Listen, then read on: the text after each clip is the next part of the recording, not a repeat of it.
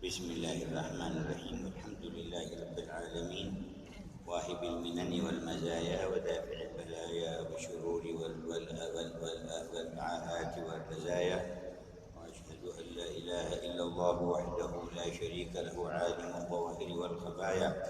وأشهد أن سيدنا ونبينا محمدا عبده ورسوله خير البرايا اللهم صل وسلم وبارك وكرم على المصطفى سيدنا محمد وعلى آله المطهرين عن الأدناس وأصحابه حماة الدين وعلى من والاهم واتبعهم بإحسان إلى يوم الوقوف بين يديك يا رب العالمين وعلى آبائه وإخوانه الأنبياء والمرسلين وآلهم وصحبهم والتابعين بإحسان إلى يوم الدين وعلى جميع ملائكتك المقربين وعبادك الصالحين وعلينا معهم وفيهم برحمتك يا أرحم الراحمين.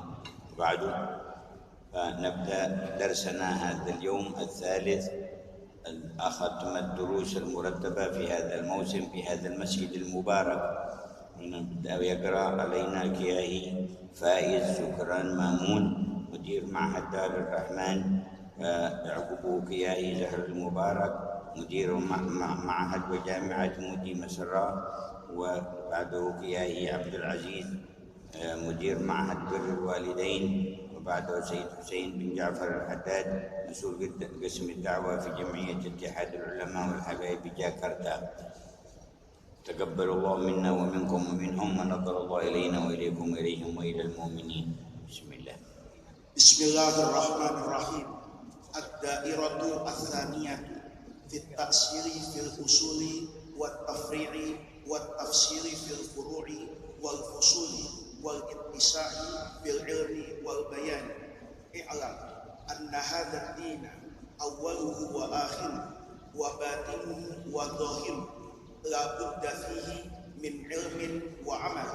Fal ilmu wa in kana minhu ma huwa wasilatun fa huwa asluhu wa daliluhu wa huwa lil mu'mini wasiruhu wa khaliluhu wa huwa ila kulli khairin fid dunya wal akhirati manhajuhu wa sabiluhu bal huwa liman qasada bihi wajhallah wa saddaqa fihi ma'allah afdal ibadati fama ubidallahu bi syai'in afdala min al-fiqhi fid din wala faqihun wahid ashaddu ala syaitan min alfi abid wa fadlul alimi ala al-abidi ka fadlin nabiy sallallahu alaihi wasallam ala ghairihi wa man nala al-ilm wa taqallaha bihi faqad nala ashrafa manazil al-fadli was sa'adah wa man yuridillahu bihi khairan yufaqihu fid din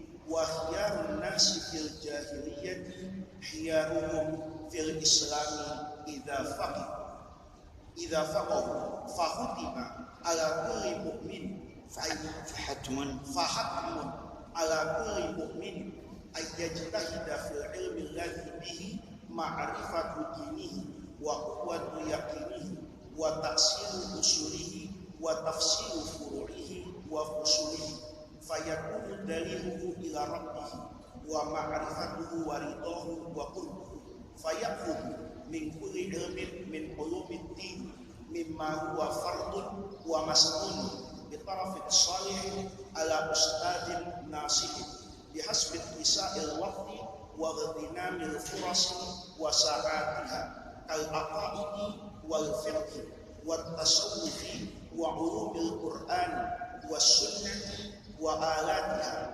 fayaqsidu biha wajha Allah wa taqarruba bihi ilayhi fa innal ilm a'zamu abwabid din wa asbabil qurbi min rabbil alamin fa bihi ya'rifu 'abdu nafsahu fi ajzi wa naqsihi wa dhullihi wa faqrihi wa ya'rifu rabbahu wa kibriya'ahu wa ghinahu anhu wa fadlahu alayhi fi jami'i amri.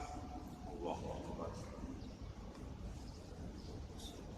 Fal ilmu alladhi la yuthmiru hadhihi thamrata wa la tanbu bihi hadhihi al-ma'rifatu fi hadhihi ash-shajarati laysa min ulumid dini bihaliha wa innama huwa qila wa qala وإذا لم يفد الهدى والنور واليقين فإنما هو بلاء وبور وصفات المنافقين فكل علم لم يقرب إلى الله فليس من الله في شيء وكل علم يقطع عن الله أو يصد عن ذكر الله فهو باسم الجهل أولى ويكون منه سببا للغفلة عن الله الموجبة للقسوة والاستغلال في قيل وقال والمراء والجدال فهو مذموم على كل حال فكم هلك به من قوم وما نالوا به إلا الإثم واللوم نعوذ بالله من الحول بعد القول والخروج إلى الظلمات من النور ومن ازداد علما ولم يزدد تواضعا وافتقارا إلى الله وخشية له فما ازداد إلا جهلا والعلم إذا لم يعد بنفعه على صاحبه فالجهل منه أعوى وأولى ومثله في ذلك العمل فما هما إلا وسيلتان إلى العبودية والخشوع والخضوع لله تعالى على كل حال نعوذ بالله من علم لا ينفع وعمل لا يقبل. الله أكبر ولله الحمد. قد شرح لنا الشيخ عليه رحمة الله تعالى الدائرة الأولى وهي دائرة الإسلام والإيمان وما يقويان به وأن بذرة ذلك شهادة لا إله إلا الله وأن محمد رسول الله.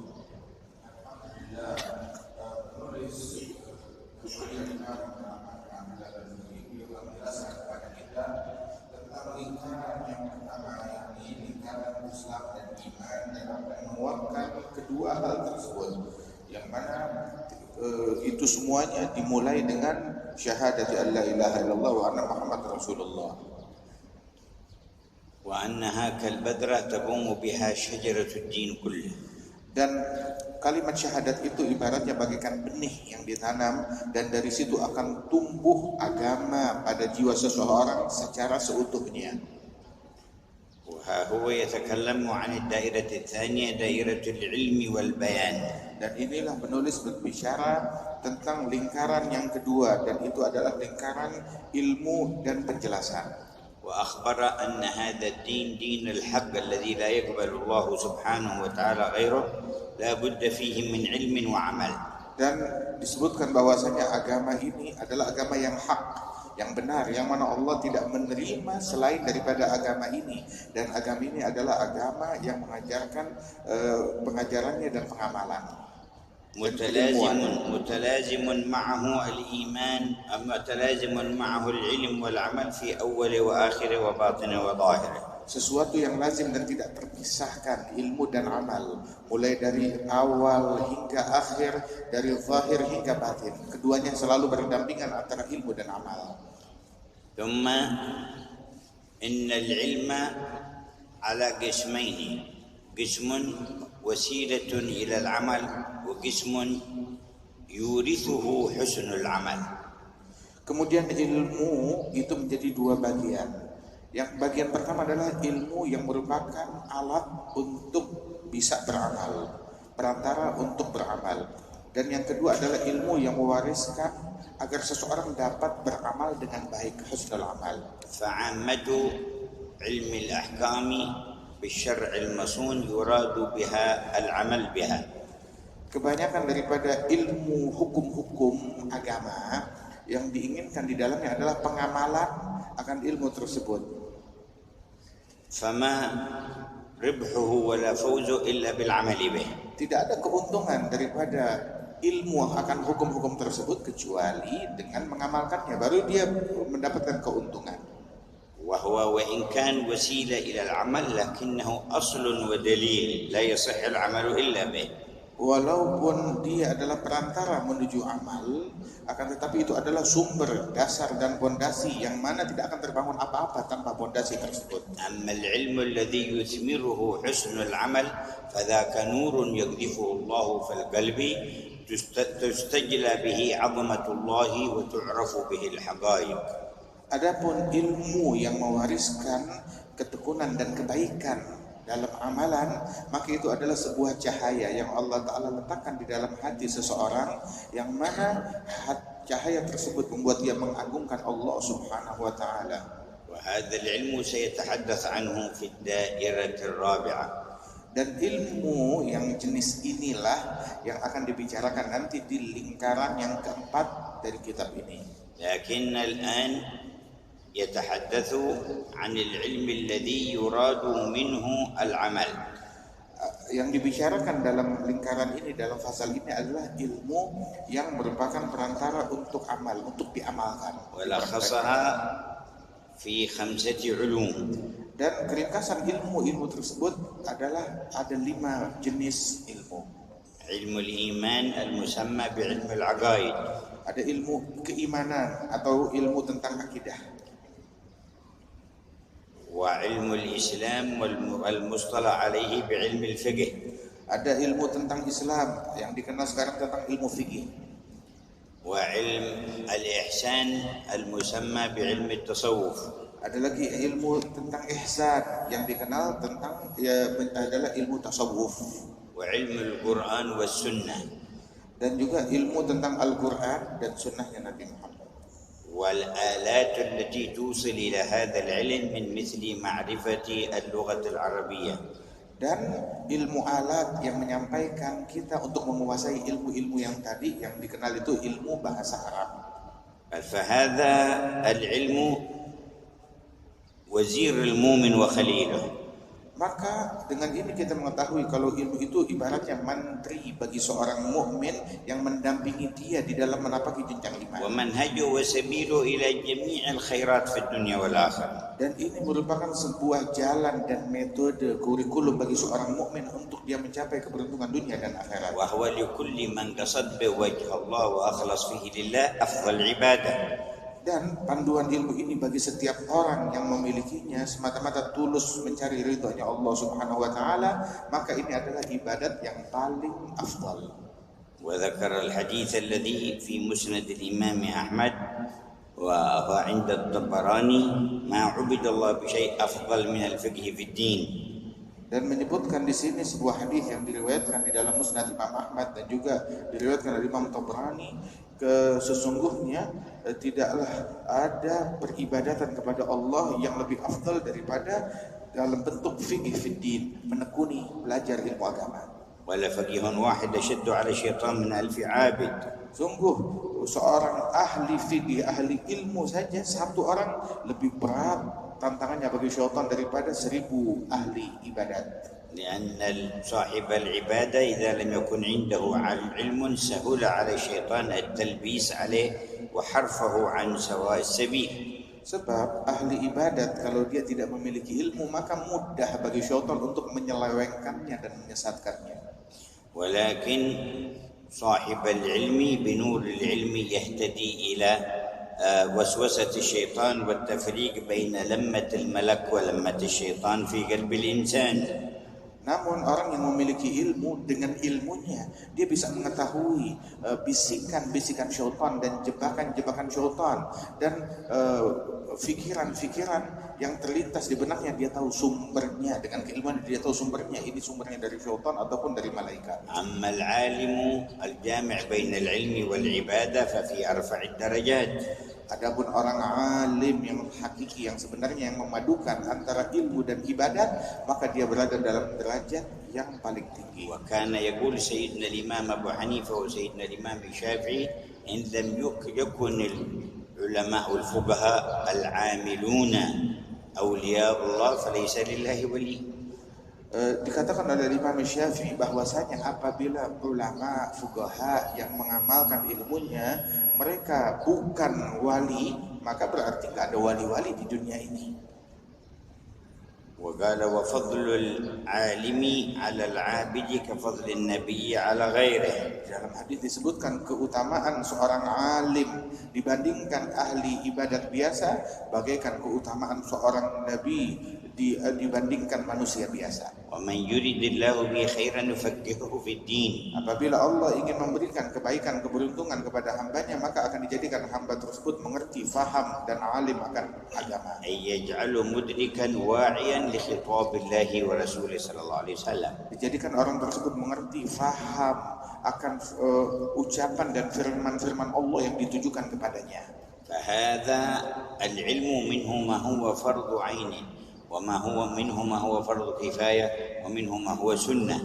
Ilmu itu ada yang di antara ilmu itu ada yang merupakan fardu ain, wajib diketahui oleh setiap muslim. Ada lagi yang merupakan fardu kifayah, cukup diketahui oleh seseorang yang mengetahuinya, gak harus semua orang. Dan ada yang merupakan sebuah sunnah untuk diketahui. فعلم ما فرض على الإنسان في أحكام الشريعة وكذلك في أحكام الإيمان وعلم ما يلزم الإنسان تركه هذا من فروض العين.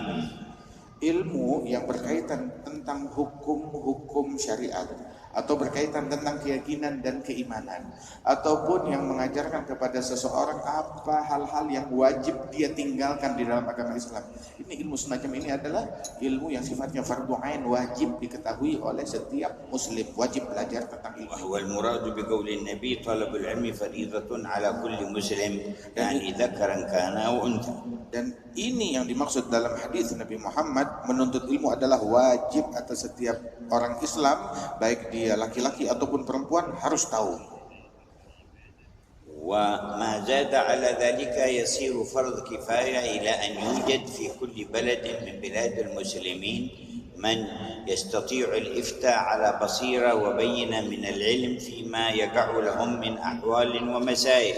Lebih daripada pengetahuan yang tadi itu, maka hukumnya fardu kifayah. Cukup ada 1-2 orang yang mengetahuinya di dalam suatu negeri agar menjadi rujukan untuk memfatwakan kepada orang-orang apa yang diperlukan oleh masyarakat. وما زاد على ذلك فهو السنة.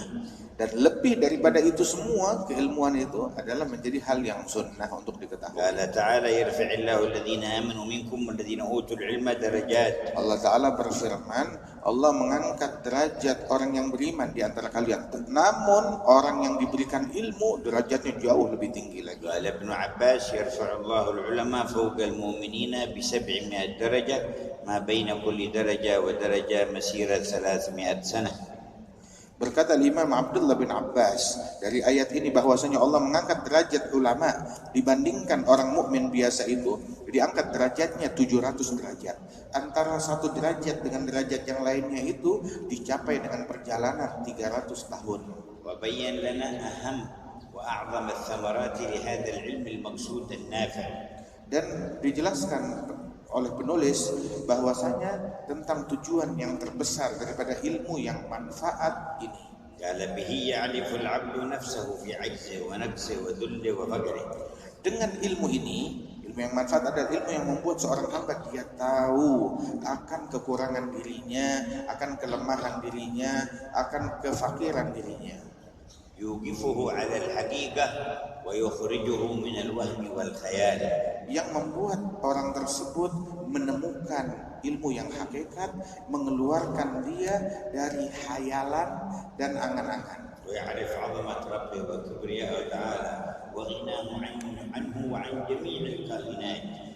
Dengan melalui ilmu tersebut dia mengetahui keagungan Tuhannya dan kehebatan Tuhannya yang maha agung di atas semua makhluk-makhluk dan alam semesta ini. ويعلم أن الله المنعم عليه والمتفضل عليه بكل خير وصل إليه. Dan mengetahui dengan ilmu tersebut kalau Allah Ta'ala telah memberikan anugerah yang sangat besar kepada dia dengan beragam nikmat. وقد خلقه من العدم.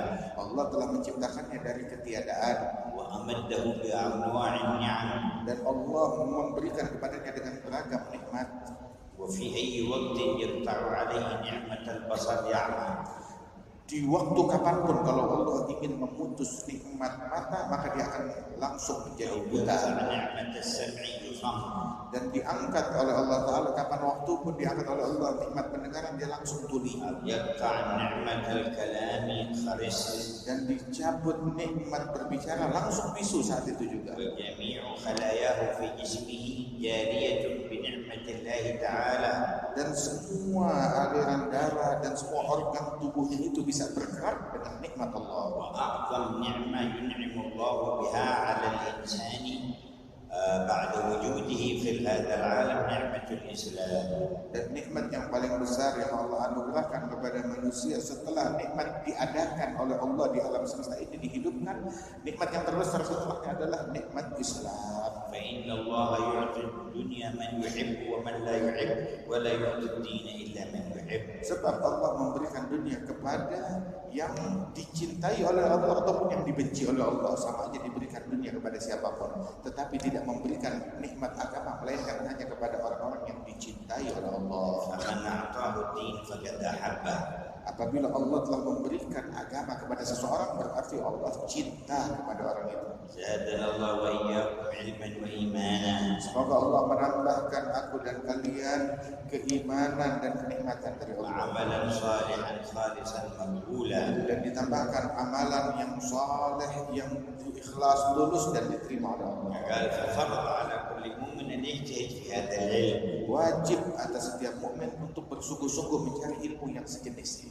قال وكل علم ما يثمر هذه معرفة هذه الحقيقة في حاجة الإنسان وعجزه وفضل الله عليه فليس من علوم الدين. Dan segala bentuk ilmu yang tidak mewariskan kepada seseorang pengetahuan akan betapa miskinnya dia, betapa lemahnya dia, betapa besar kebutuhan dan keperluannya kepada Allah, dan betapa besar anugerah Allah Ta'ala. Kalau dia tidak jadi sadar akan ini semua, berarti ilmu tersebut bukan ilmu. وإن سموه الناس علما Walaupun diklaim oleh orang-orang ini namanya ilmu, فإنهم يتجرؤون على المصطلحات وقد يسمون ما ليس بعلم علما. sebab mereka adalah orang-orang yang lancang terhadap pengistilahan, hingga mereka dengan lancangnya menamakan sesuatu yang bukan ilmu ini adalah ilmu, padahal tidak. وقد يسمون جزئيات وفرعيات في العلم تضمحل وتتلاشى وتنتهي هي العلم، ويتركون الأصل والأساس الذي بعلمه يسعد الإنسان في الدنيا والآخرة. Dan dia terkadang mengutamakan, memprioritaskan cabang-cabang, bagian-bagian kecil daripada ilmu yang mungkin akan sia-sia, akan hilang saja, akan berakhir begitu saja. Akan tetapi dia melupakan pondasi yang terpenting daripada ilmu tersebut, yang yang bisa mengakibatkan berdampak kepada keberuntungan atau kesialan seseorang di dunia dan akhirat. وعن هؤلاء قال الله ولكن أكثر الناس لا يعلمون يعلمون ظاهرا من الحياة الدنيا وهم عن الآخرة هم غافلون. Dan orang yang semacam ini yang diisyaratkan oleh Allah bahwasanya kebanyakan manusia tidak mengetahui. Mereka hanya mengetahui, pengetahuan mereka hanya seputar kehidupan duniawi saja, tetapi tentang akhirat mereka buta, mereka lalai, mereka tidak mengerti. فأثبت لهم أنهم يعلمون ظاهرا من الحياة الدنيا ونفى عنهم العلم أي حقيقة العلم النافع. Disebutkan kalau mereka ini mengetahui keilmuan duniawi, akan tetapi Allah Ta'ala anggap mereka tidak mengetahui apa-apa, artinya mereka buta akan ilmu yang manfaat. في دلالة على أن جميع العلوم إن أخذت وطبقت على موافقة علم شريعة الله تعالى نفعت وأثمرت في الدنيا والآخرة، وإلا فهي منقطعة النفع والفائدة.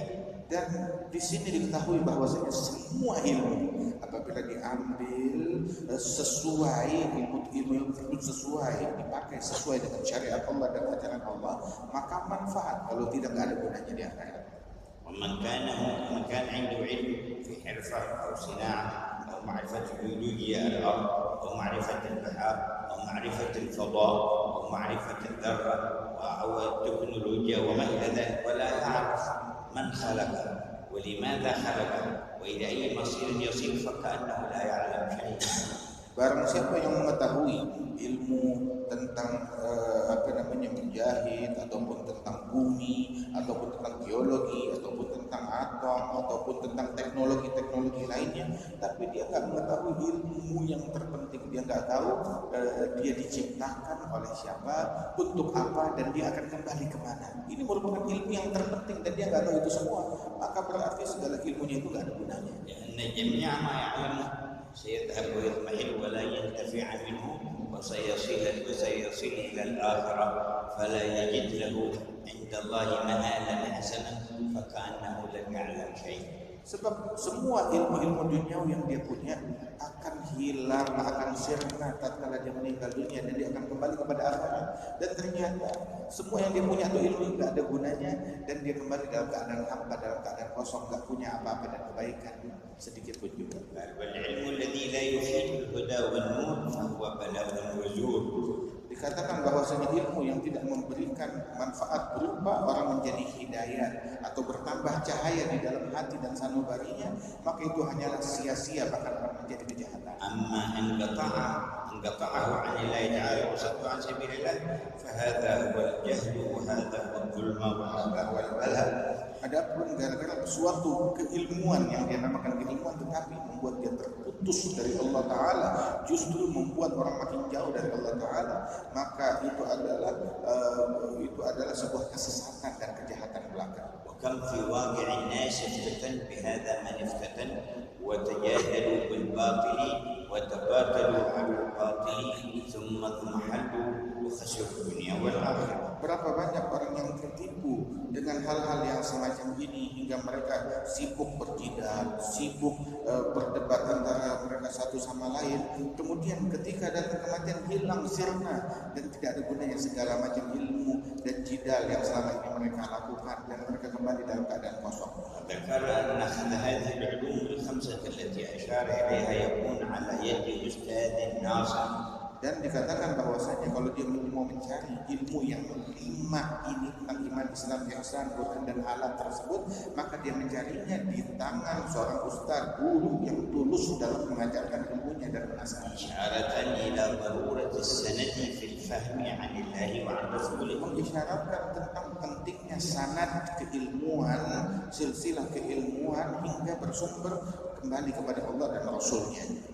قال ابن سيرين إن هذا العلم دين فانظروا عمن تأخذون دينكم. Berkata Imam Ibn Sirin bahwasanya ilmu ini adalah agama, maka lihat-lihat dari mana kita mengambil agama kita. فإنما يؤخذ العلم عن الصادقين والمخلصين الذين ورثوه بسند عمن قبلهم إلى المنبع والمصدر وهو رسول الله.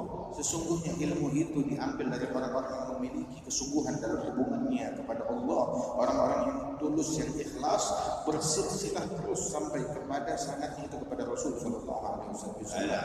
Allah bin Mubarak al-isnad min ad-din walau al-isnad labala man syaa ma syaa. Berkata Imam Abdullah bin Mubarak bahwasanya isnad, silsilah keilmuan adalah bagian daripada agama. Dan maka lihat-lihat dari mana kita mengambil agama kita tersebut. Seandainya bukan keberadaan sanad, maka orang akan ngomong seenak perutnya. Qala amal maqsud min al-ilm illa ziyadat al-iman wal ma'rifah. Dan tidak ada maksud dari ilmu kecuali tujuannya ilmu tersebut dia belajar untuk bertambah iman, bertambah ma'rifah, pengenalan kepada Allah. Fa idza lam yarji' min naf'i al-insan fal-jahl ahsan.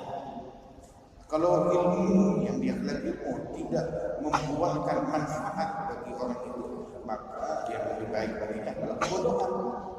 Wa qala a'udzu billahi minal hawli ba'da al-qawli yani min asy-syarri ba'da al-khairi wa min adh-dhulmi ba'da al-nuri wa min ar-ruju'i 'an al-huda ila al-dalal مثل ما يكور الإنسان العمامة على رأسه ثم يعود يرجع وينقضها فنقل العمامة بعد تكبيرها حول بعد قول صار مثلا للرجوع من الخير إلى الشر من الهدى إلى الضلال. Na'udzubillah, daripada qaul ba'dal qaul ini yakni dari ketika dia sudah dapat hidayah tersesat lagi, ketika sudah dekat dia jauh lagi, ketika dia sudah sampai dia malah pergi lagi. Itu ibaratnya itu ketika orang dia sudah memasang imamah di kepala itu udah benar namanya, tinggal diingat ya buka. ربنا لا تزغ قلوبنا بعد إذ هديتنا وهب لنا من لدنك رحمة إنك أنت الوهاب. Allah, jangan kau sesatkan kami setelah hidayah yang kau berikan kepada kami, dan ampunilah kami, sesungguhnya engkau maha pemberi anugerah. وثبت قلب عبدك حين فيك الذي أسلم في يومنا هذا على الإيمان وزده إيمانا وإسلاما. Dan berikan ketetapan kekuatan iman kepada saudara kami Fika yang baru saja masuk dalam agama Islam ini, dan tetapkan di atas iman tersebut dan kuatkan keimanan dan keislamannya.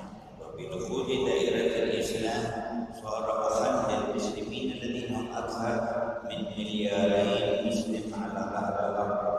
Dan dengan dia mengucapkan dua kalimat syahadat, dia masuk dalam lingkaran Islam, maka dia menjadi saudara kepada setiap muslim yang ada di muka bumi ini, yang jumlahnya lebih dari 2 miliar. وصار أخا لمن مضى قبله من أيام النبي محمد صلى الله عليه وسلم إلى يومنا هذا. Dan langsung dia bersaudara dengan setiap muslim yang telah masuk Islam dari zaman Nabi Muhammad sampai hari kita. صار أخا لأبينا آدم عليه السلام وأولاده المؤمنين ومن جاء بعده من النبيين والمسلمين كلهم. Dan langsung beliau menjadi saudara dari Nabi Adam, ayah dari semua manusia, dan keturunan Nabi Adam yang beriman kepada Allah Subhanahu wa taala adalah saudaranya sampai akhir zaman. Allah Ta'ala telah berfirman, sesungguhnya kaum mukminin satu sama lain bersaudara.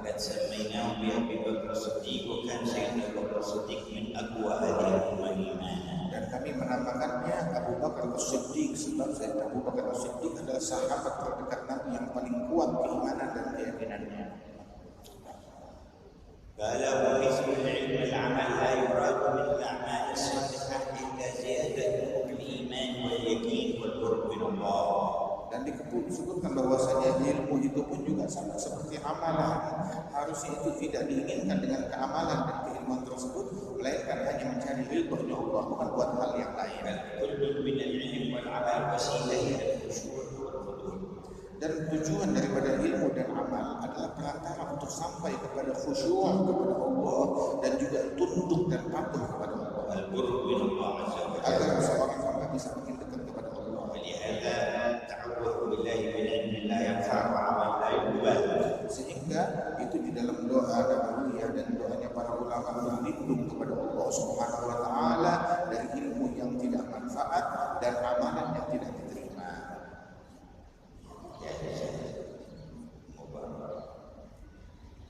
Baca.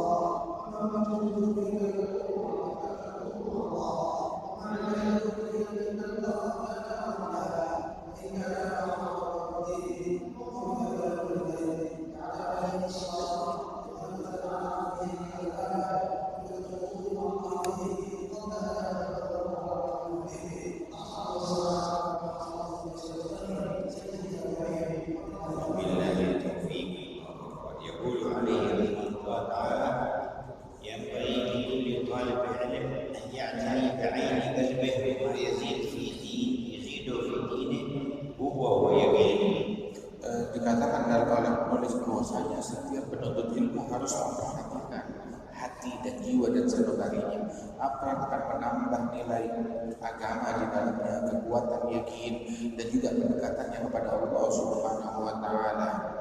Allahumma akrim jami'al hadirin bil fiqh fi din. Ya Allah, berikan semua hadirin hingga dapat memahami pemahaman di dalam agama ini. Wa ahlahum wa ulama beserta keluarga mereka dan anak-anak mereka.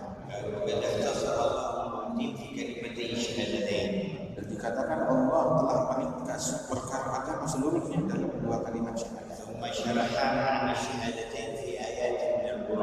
Kemudian Allah menjelaskan makna dua kalimat syahadat di dalam ayat-ayat Al-Quran. Seperti ayat kursi dan juga ayat-ayat terakhir dari surat Al-Baqarah dan juga di awal surat Al-An'am dan juga awal surat Hadid dan juga di akhir surat Al-Hasyr.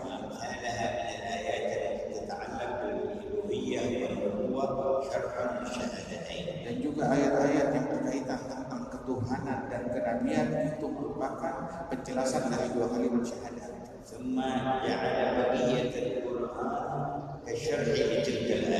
Dan dijadikan sisa-sisa ayat-ayatnya dari Al-Quran sebagai penjelasan, bagaikan penjelasan bagi ayat-ayat tersebut.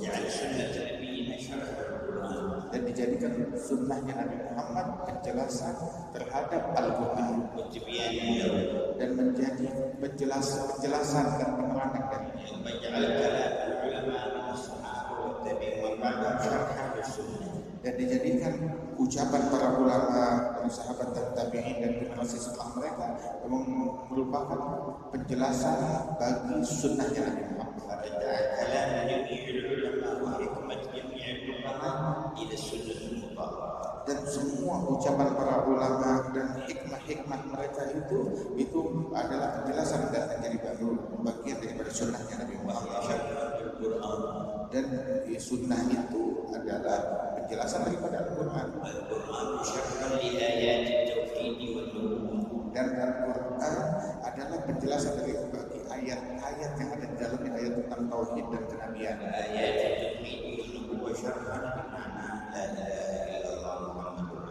Dan ayat-ayat Quran yang berkenaan dengan tauhid dan kenabian itu adalah syarah atau penjelasan dari makna dua kalimat syahadat la ilaha illallah Muhammad Rasulullah.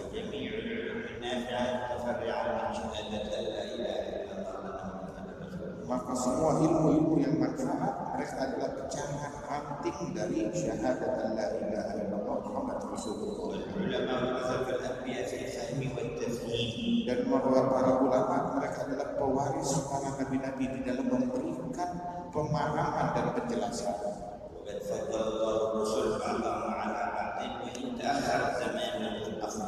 Dan Allah telah memuliakan sebagian rasul lebih mulia daripada rasul lainnya, walaupun zamannya itu lebih lambat ataupun lebih terakhir daripada rasul yang lain.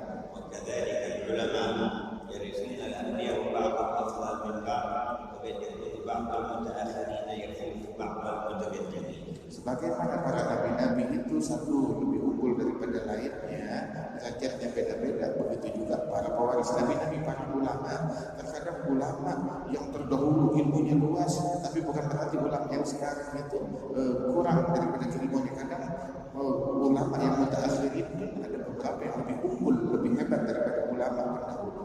ولا يستطيع الفرد من الناس أن يبلغ الحقيقة في جميع العلوم. Dan tidak ada seorang pun dari manusia yang bisa mencapai hakikat semua ilmu. ولو طلبه 1000 سنة. Walaupun dia belajar 1000 tahun. لكن عليه أن يأخذ ما هو واجب عليه ثم ما يتيسر له من أحسن كل شيء.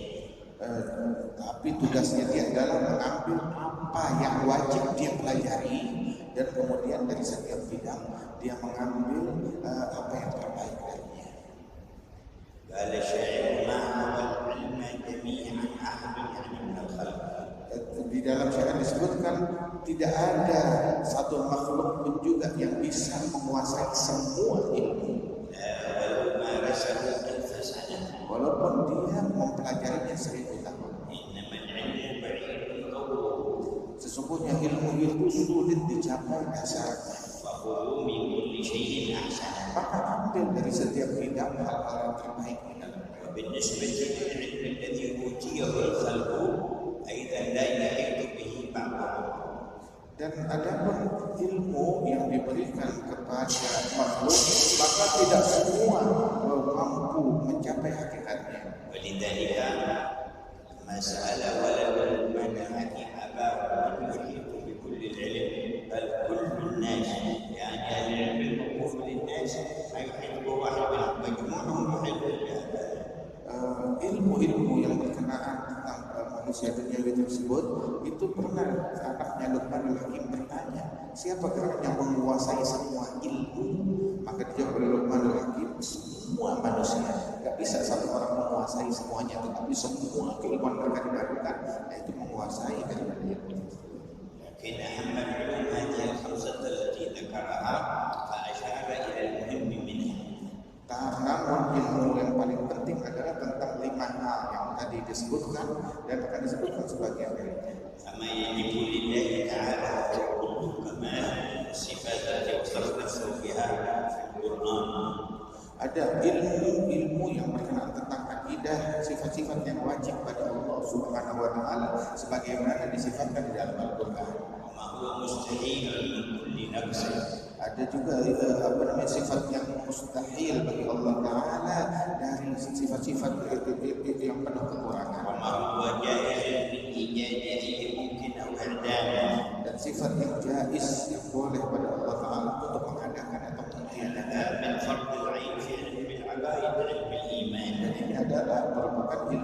hukumnya fardu ain dalam ilmu akidah, ilmu iman. كذلك ما يجب للرسل من 4 صفات. Kemudian juga sifat yang wajib atas setiap rasul, yakni 4 sifat. الصدق والتبليغ والأمانة. Sifat kejujuran, sifat penyampaian tabligh, dan juga sifat amanah. كمال الوعي والفطانة. Dan juga sifat pemahaman yang mendalam dan kecerdasan. ما يستحيل عليهم وما يجوز في حقهم من الأعراض البشرية. Dan juga apa sifat yang mustahil bagi para rasul atau sifat yang jaiz bagi mereka. هذا أول الواجبات عليهم. Ini adalah ilmu-ilmu yang prioritas, واجب أصل العبادات كلها. dan ini muasal ibadat sumbernya. فيأخذ ما تيسر له من فهم هذا العلم علم الإيمان. Maka dia mengambil apa yang dimudahkan dari ilmu sejenis ini yang merupakan ilmu tentang iman dan kepercayaan. تحصل به معرفة الله بالمعنى العام. Dia mengenal Allah Ta'ala dengan ilmu ini makna umum. أما المعرفة الخاصة فهذا يتكلم عليه في الدائرة الرابعة. Adapun ma'rifah pengenalan yang khusus, itu akan dibahas di dalam lingkaran yang keempat nanti. قال والعلوم التي تتحدث أيضا عن التوحيد وخلق هذا الكون منها ما هو ضامن لا يقدر عليه إلا ذو الاتساع والعلم والعقل الكبير والعلم الواسع، فهم أهل لذلك وقد يضل بعض الناس. وما في القرآن والسنة كاف لزيادة الإيمان واليقين، والإيمان واليقين لا يقوى بالفلسفة ولا بكثرة الكلام والخوف، ولكن بالحضور معه. Dan juga bahkan di antara ilmu tauhid itu ada beberapa bagian yang terlalu rumit dan sulit untuk dicerna oleh kebanyakan manusia, dan apabila dia ingin menyelami hal-hal yang mendalam dan yang luas tersebut dan hal yang remang-remang itu, maka dapat membahayakan keyakinan seseorang. Sungguh apa yang ada di dalam Al-Quran dan Sunnahnya Nabi Muhammad itu lebih dari cukup untuk yang dibutuhkan seseorang di dalam keyakinan dan tauhidnya kepada Allah Subhanahu wa Ta'ala. Dan filsafat, ilmu filsafat celoteh itu tidak menambah keimanan dan keyakinan seseorang kepada Allah Subhanahu wa Ta'ala. والله يزيدنا إيمانا ويقين في كل يوم وفي كل ساعة. Semoga Allah menambahkan kepada kita keimanan dan keyakinan di setiap hari dan setiap saat. قال تعالى: وأما الذين آمنوا وزادتهم إيمانا فأما الذين آمنوا وزادتهم إيمانا وهم يستبشرون. Allah Ta'ala berfirman, adapun orang-orang yang beriman, Allah Ta'ala tambahkan mereka keimanan dan mereka senantiasa dalam kebahagiaan. وإذا تليت عليهم آياته زادتهم إيمانا. Difirmankan apabila dibacakan ayat-ayat Allah kepada mereka, bertambahlah iman mereka.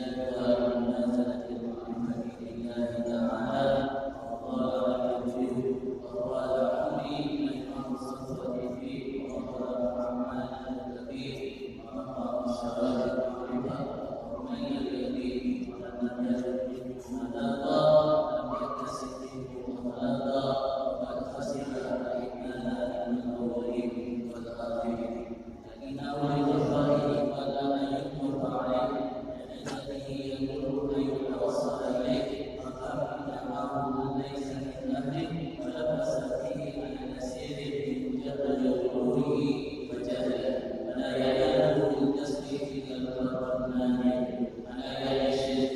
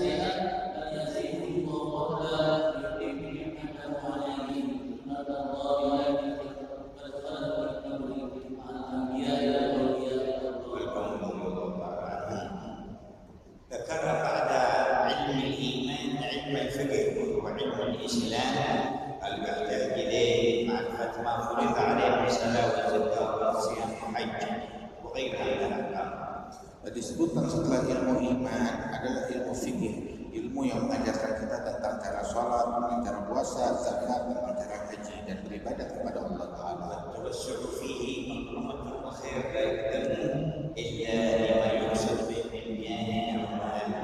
Dan memiliki wawasan yang luas, pengetahuan yang luas tentang ilmu ini itu bukanlah hal yang tercela. Justru itu adalah sebuah kemuliaan dan kebaikan, asalkan jangan tujuannya dipakai untuk mencari tahta atau harta. Itu berarti niat dan tujuannya telah cacat.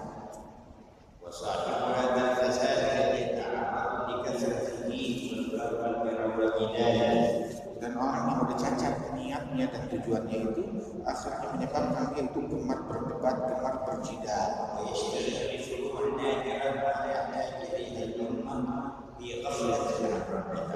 Dia sibuk dengan cabang-cabang keilmuan ini, merupakan masalah-masalah yang langka yang tak pernah mungkin ditemukan di antara umat. Dia sibuk dengan itu semuanya dan dia lalai akan kewajiban dan tugas yang sebenarnya dari Allah Ta'ala dan ilmu yang manfaat.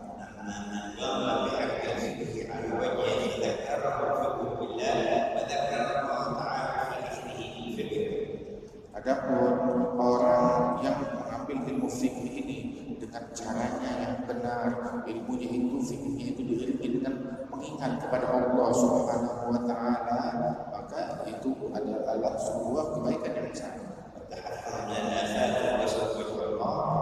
Dan dia menjaga daripada keburukan-keburukan berupa menginginkan sesuatu kepada selain Allah Ta'ala.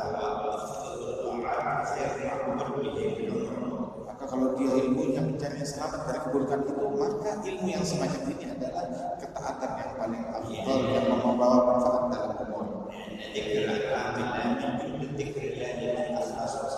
Sebab mengingat, mempelajari hukum-hukumnya Allah adalah bagian daripada zikir kepada Allah SWT kalau dia sungguh-sungguh dan tulus.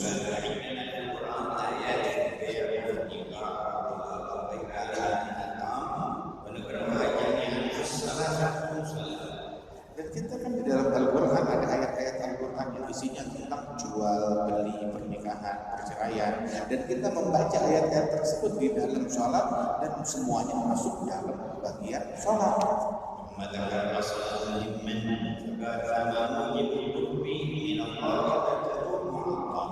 Kemudian menyebutkan sesuatu perkara yang amat penting dan dikatakan segala hal yang membuat seseorang hadir bersama Allah Subhanahu wa taala adalah kehadiran bersama Allah taala.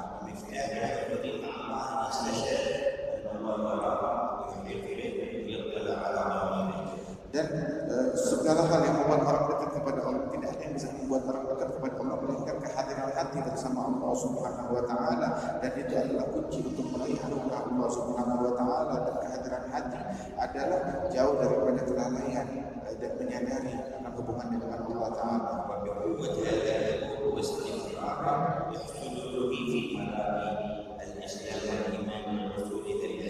Dan dengan kekuatan kehadiran hati bersama Allah Ta'ala, maka dia akan menjadi mahir menapaki jenjang-jenjang yang tinggi untuk dekat kepada Allah Ta'ala. Dan tidaklah penyebab orang jauh dari Allah, melainkan penyebabnya adalah lalai dan lupa kepada Allah.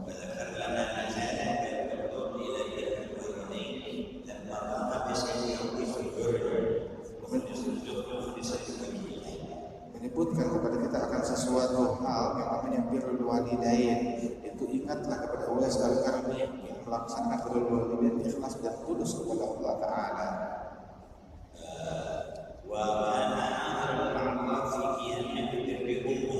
Dan dia selalu hudur, hatinya hadir bersama Allah Subhanahu wa taala dalam ibadatnya, dan hadir bersama Allah Ta'ala sangat berbakti kepada ibunya.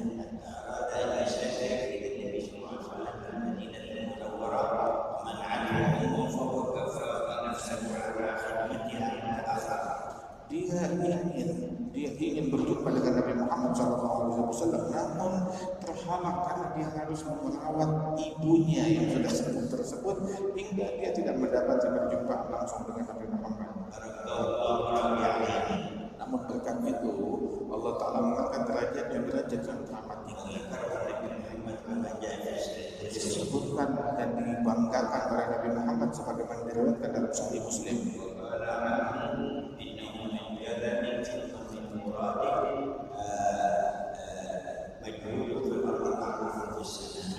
Dikatakan Uwais Al-Qarni berasal dari desa Gareng, dari wilayah Murad, dan dia di bumi tidak ada yang kenal, tetapi di langit amatlah termasyhur.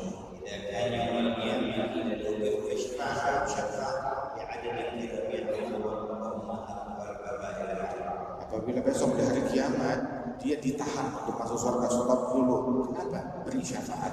Maka beri syafaat kepada makhluk dengan jumlah seperti jumlah suku Qabilah Rabi'ah dan Mudar, kedua kabilah yang terbesar dalam sebuah Arab.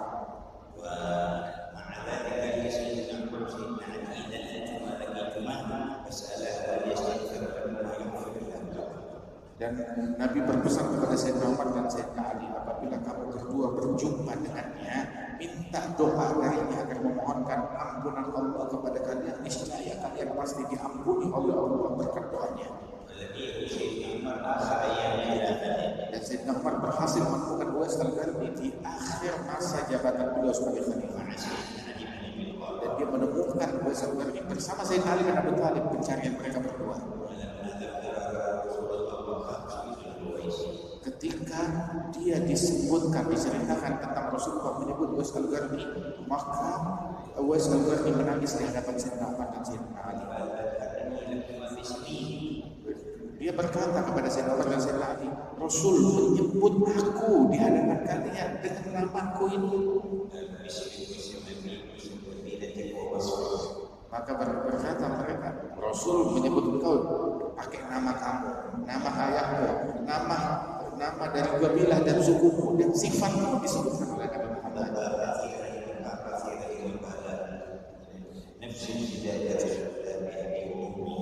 Maka dia pun menangis dan dia bilang, jiwaku, aku rela, aku peruntukkan untuk Nabi Muhammad sallallahu alaihi wasallam.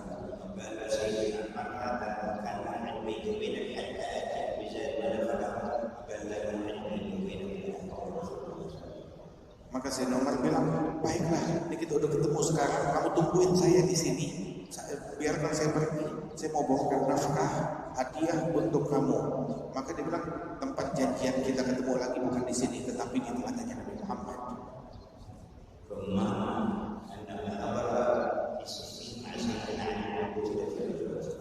Hingga akhirnya beliau di masanya Sayyidina Ali bin Abi Thalib hadir perang Siffin, Ishaf dan prajuritnya Sayyidina Ali, dan beliau meninggal dunia dalam perang tersebut.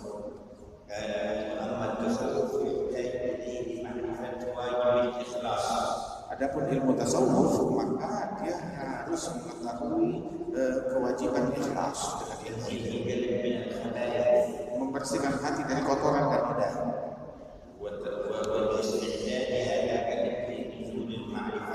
mempersiapkan hati ini hingga layak untuk diisi dengan ma'rifah mengalah kepada Allah. Ilmu tasawuf dan ilmu tazkiyah pencucian jiwa dan hati ini adalah kumpulan daripada intisari agama. Yang tidak memiliki jatah daripada ilmu tasawuf, maka dia sial walaupun punya ilmu dari orang-orang terdahulu dan orang yang akan datang. Akan tetapi ilmu tasawuf itu adalah langka, dan ilmu ini sangatlah tersembunyi. Banyak orang yang mengklaim punya keilmuan ini padahal dia orang jahil dan tidak punya apa-apa. Dan tidak ada orang yang bisa mencapai mendapatkan bagian daripada ilmu tasawuf ini kecuali kalau dia mengambil tarbiyah dari seorang guru syekh sempurna. Namun anugerah Allah Ta'ala diperuntukkan bagi mereka yang sungguh-sungguh mencari Allah Ta'ala, itu senantiasa ada dan abadi.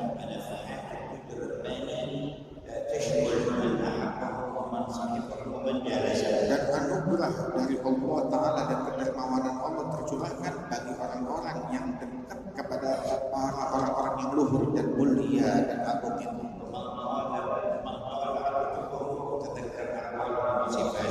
Dan juga dekat dengan orang-orang yang meneliti kitab mereka dan juga ilmu-ilmu mereka dan ucapan-ucapan mereka.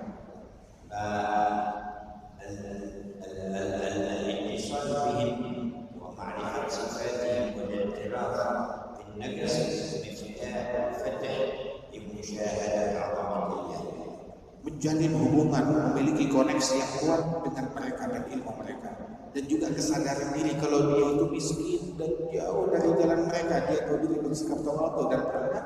Ini adalah kunci yang paling kuat untuk mendapatkan anugerah dan bagian yang besar daripada cahaya tasawuf ini. Ciri taufik yang diberikan Allah kepada hambanya untuk mendapatkan anugerah itu ketika mereka bersimpuh di pintu tasawuf ini, dan dalam penantian anugerah dari Allah SWT dengan menutup pintu ilmu dan pintu amal saleh dan menyaksikan anugerah semuanya dari Allah Subhanahu wa Ta'ala, bukan dengan usahanya.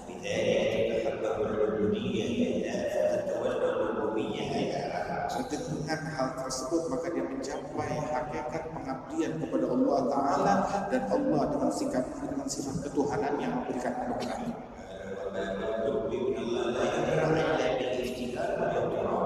Dikatakan bahwasanya pintu kedekatan kepada Allah tidak bisa diketuk kecuali dengan menganggap diri paling miskin, menganggap diri paling rendah.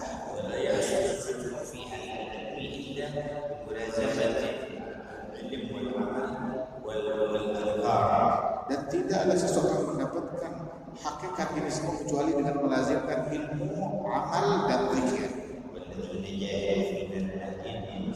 Dan mereka orang yang berjihad di jalan kami ini, dia pasti akan kami berikan hidayah kepada jalan yang khusus.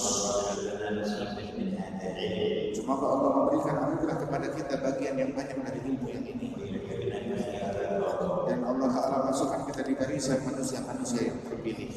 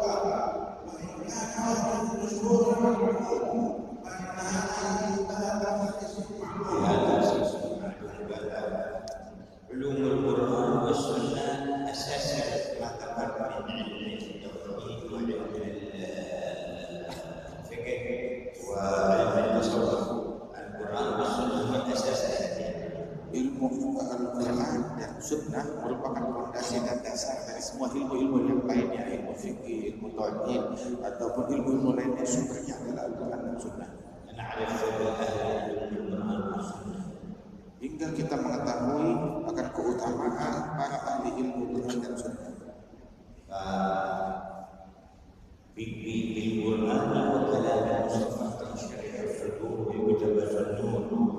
Dengan Al-Quran dan ucapan Nabi Muhammad, hati menjadi bahagia, tenang, tentram, dan bertambah cahaya di dalam sanubari seseorang.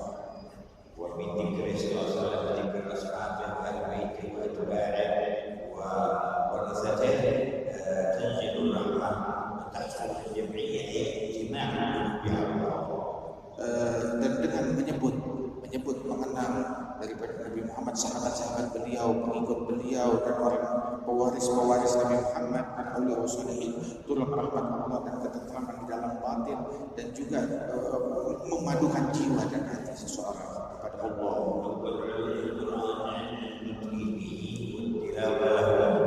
Ilmu Quran langkah pertamanya adalah ilmu cara mengucapkan dan membacanya dengan benar. Ambil sanad di dalam qiraat. Kemudian juga tafsir di dalam memahami makna-makna kandungannya. Dan tujuan memahami itu tafsir itu adalah untuk diamalkan.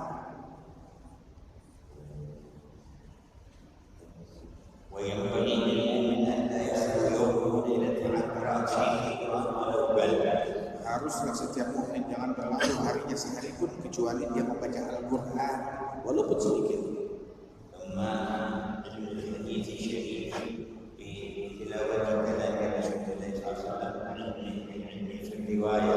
Kemudian ilmu hadis yang luhur, kaji ucapan ucapan dan sabdanya Nabi Muhammad dengan pemahaman dan juga dalam ilmu riwayatnya.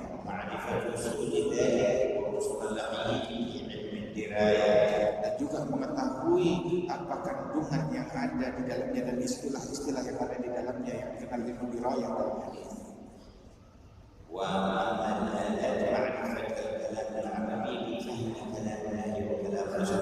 Adapun ilmu adab adalah pengetahuan tentang bahasa Arab untuk mengetahui makna firman Allah Subhanahu wa taala dan Rasulnya. Apapun yang ditujukan untuk mencari ridha Allah, maka dia adalah bagian dari agama.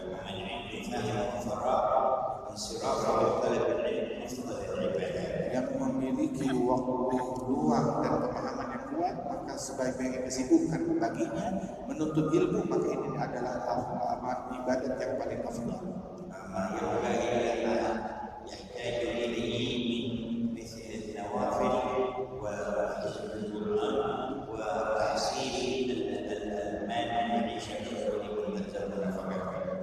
Selain kesibukan menuntut ilmu agama tersebut, maka yang dia perlukan adalah menjalankan sunnah-sunnahnya Nabi Muhammad, mengkaji membaca Al-Quran, dan juga melakukan bekerja untuk mencukupi kebutuhan ekonomi dia. Dan lebih daripada itu, waktu yang dia punya dan semuanya dia gunakan untuk mencari ilmu agama.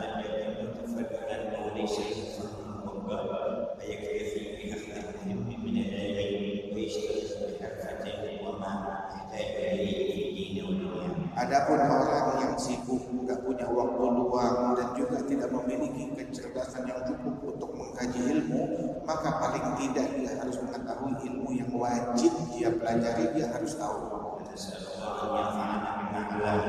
Dan kita memohon kepada Allah agar memberikan manfaat akan apa yang Allah ajarkan kepada kita.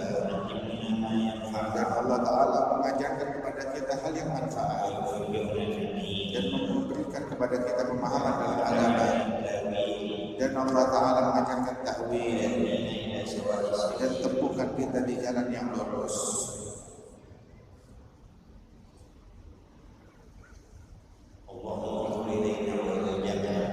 Ya Allah, tolonglah kami dan kumpulan kami ini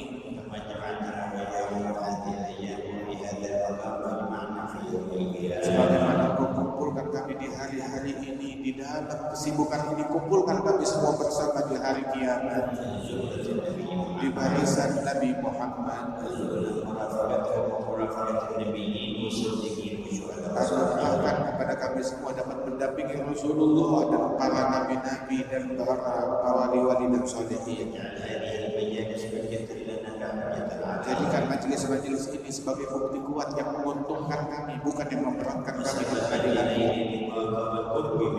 Jadi sebab untuk mencapai ridha-Mu dan dekat kepadamu. Maafkanlah kami, ampunilah kami, rahmatilah kami dengan rahmat-Mu wahai yang Maha Penyayang.